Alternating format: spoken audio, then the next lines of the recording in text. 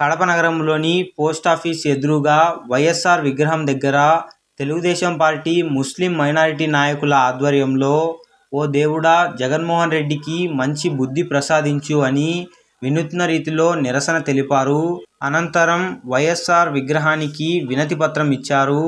ఈ సందర్భంగా టీడీపీ ముస్లిం మైనారిటీ నాయకులు పఠాన్ ఖాదర్ బాషా మీడియాతో మాట్లాడుతూ, ఈరోజు కడప నగరంలో వైఎస్ఆర్ సర్కిల్ కాడ జగన్మోహన్ రెడ్డికి మంచి బుద్ధి ప్రసాదించు అని ఒక వినూత్న నిరసన కార్యక్రమం చేసినాము.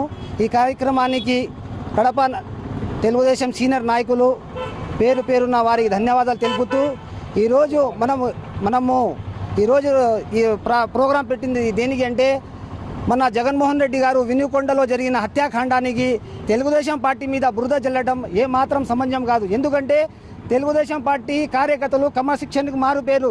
చంద్రబాబు నాయుడు గారు మనకి ఏమని నేర్పినారంటే, కక్ష సాధింపులు అన్నీ లేకుండా మనము అభివృద్ధి బాటలో నిలబడాలని మా చంద్రబాబు నాయుడు గారు మనకు ఒక విధానాలు తీసినారు.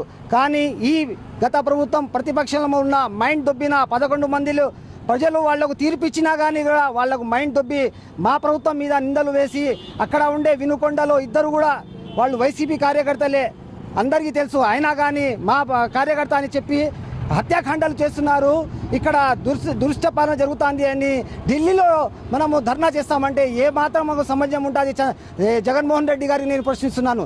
ఎందుకంటే హత్యాకాండ నేర్పించింది వైసీపీనే. గత ప్రభుత్వంలో ఎంతో మందికి అబ్దుల్ కలాం కార్ నుంచి అలాగే మన అక్బర్ ఏదైతే చాకల్మరిలో వాళ్ళకి భూ కబ్జాలు చేసిన తిప్పిరెడ్డి వాళ్లకు నానా ఇది ఇబ్బంది పెట్టించిన మన జగన్మోహన్ రెడ్డి పాలనలో ఇంతగా చేసిన వాళ్ళకి వీళ్ళకు బుద్ధి రాలేదు.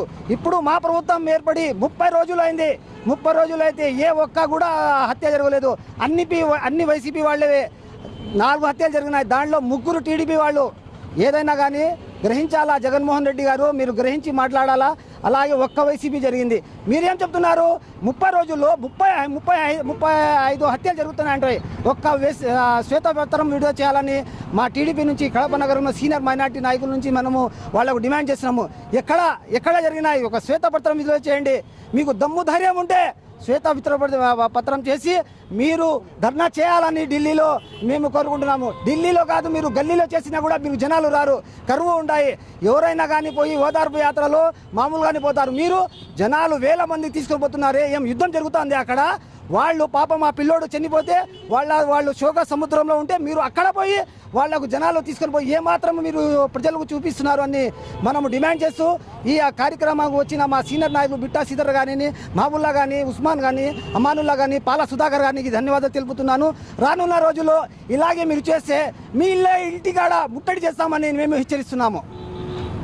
వైసీపీ వాళ్ళు మొన్న జరిగిన వినుకొండ హత్యలో ఈ విధంగా మన తెలుగుదేశం పార్టీ వాళ్ళు చేశారని చాలా ఇచ్చి, అదేవిధంగా 24వ తేదీ ఢిల్లీలో ధర్నా చేస్తాము, తెలుగుదేశం పార్టీని బర్తరఫ్ చేయాలని గవర్నర్ను కోరాలని అనుకుంటున్నారు. వాళ్ళ పిచ్చి వివేకము అది చాలా తారాస్థాయికి పోయింది, మైండ్ దొబ్బింది అది.